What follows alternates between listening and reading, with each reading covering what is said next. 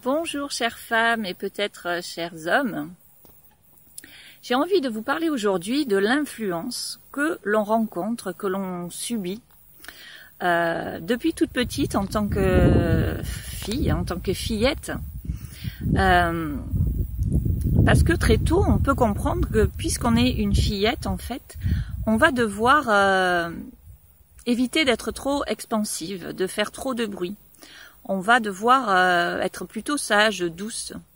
Et si on sent qu'on n'est pas du tout comme ça à l'intérieur, ça déborde d'énergie et qu'on a envie de courir, de se salir et voilà, ça va comprendre que ça va pas forcément être bien vu. On va peut-être entendre que l'on est un garçon manqué, des choses comme ça. Donc là déjà, on va entendre un premier message qui peut en tout cas nous conditionner. Soit à être un garçon manqué, donc à se dire qu'on n'est pas femme, soit à être une petite fille bien comme il faut si on a bien intégré ce qu'on nous a dit.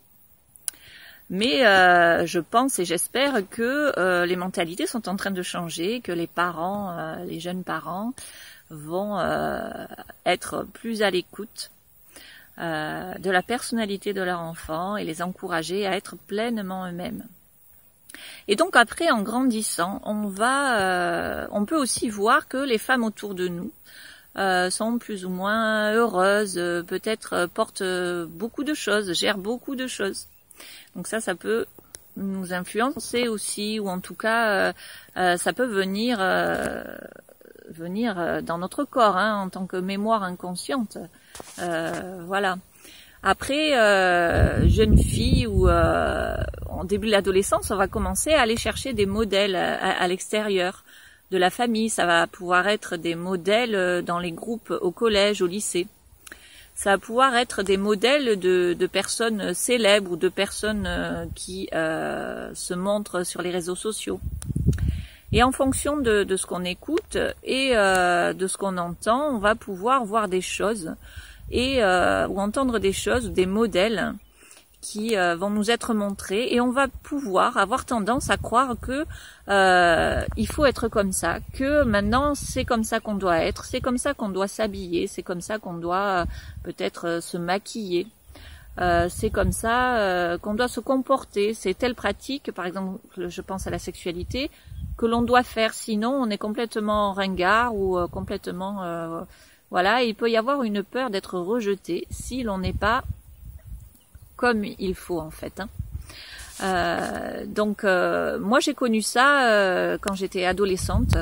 Je lisais des choses et je pensais que tout le monde était comme ça, alors que ça représentait vraiment une minorité. Des fois on a l'impression, surtout dans les réseaux sociaux, tout ça, que il faut vraiment être comme ça, alors que parfois les personnes qui s'expriment représentent vraiment une minorité.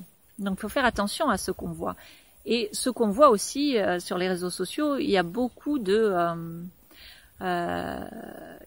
d'illusions. On pense que les gens ils sont hyper épanouis parce qu'ils font telle ou telle pratique, ou ils sont hyper bien vus, etc. Mais on sait pas, on sait pas du tout.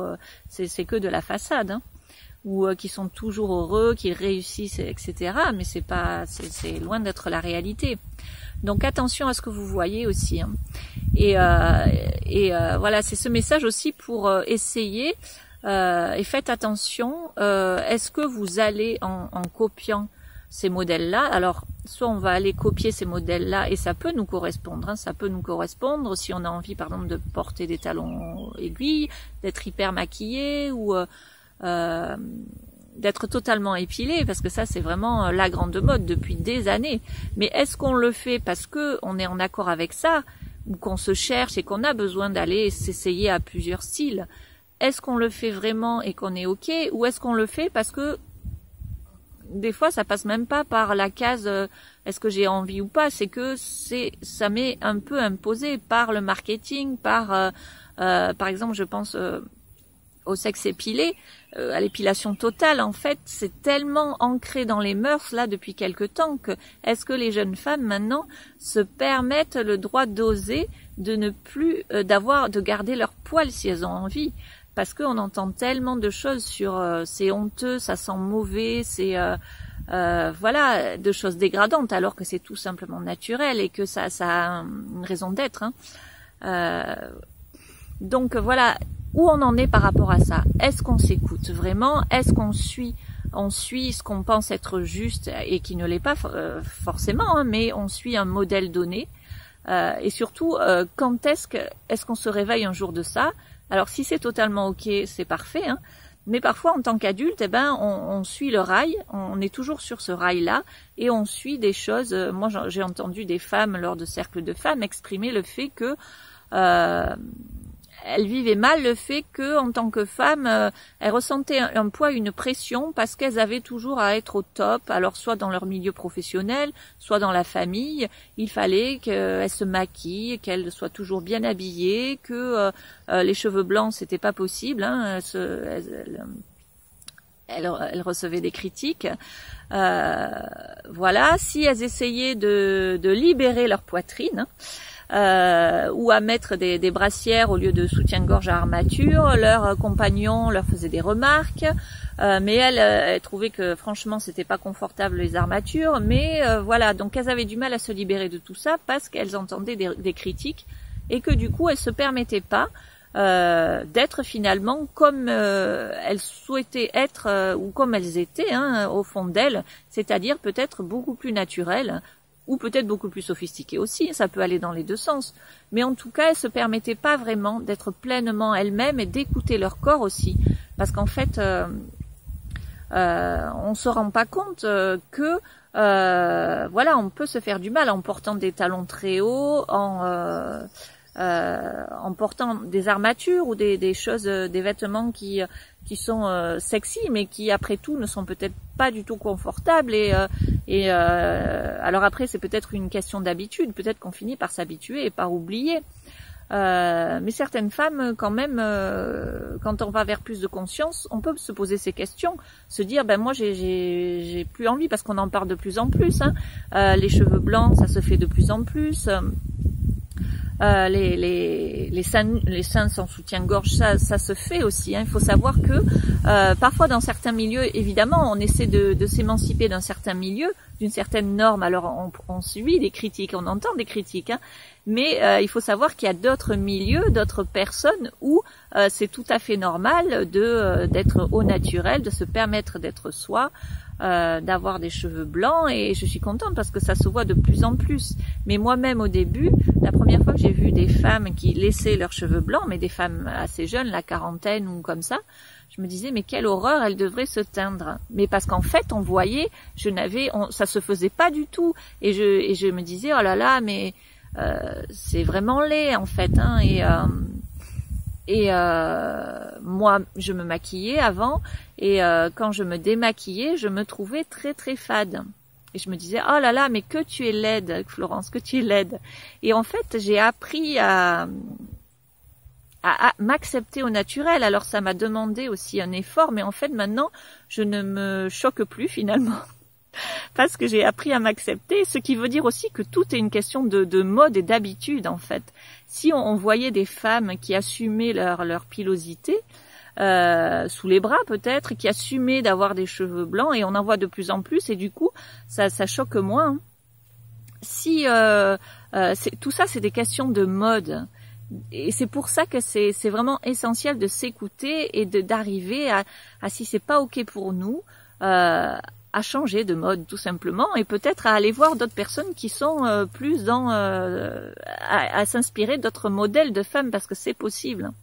C'est possible, et n'hésitez pas à être soutenu par des femmes qui, si vous n'y arrivez pas à dépasser le cap, peut-être à venir dans des cercles de femmes, ou à aller discuter peut-être sur les réseaux, et à écouter que oui, c'est tout à fait possible de choisir, de se choisir, au lieu d'être dans les dictates peut-être de votre compagnon, ou dans votre propre diktat aussi. On peut tout seul se mettre la pression, avoir des croyances, croire que si on se maquille pas, si on n'est pas, si on reste en jean, ou si on garde les cheveux blancs, si on se coupe les cheveux, on va pas attirer des hommes, croire ceci, cela.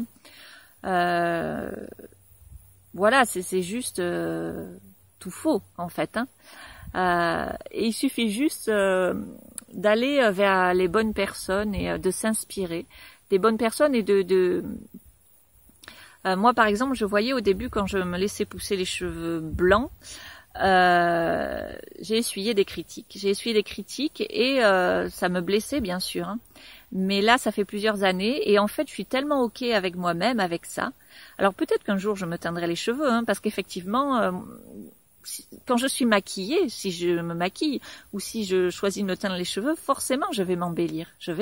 Ça c'est sûr, c'est inexorable. Hein. Si je m'habille avec des vêtements qui me mettent en valeur, forcément, je vais être plus belle qu'au naturel. Mais je fais pas ce choix-là parce que je choisis de vraiment me regarder au naturel et de vraiment faire ce travail-là, de m'accepter en tant que femme, avec mes rides, avec mes cheveux blancs, avec mon âge, et ça m'apporte beaucoup de paix et de bien-être.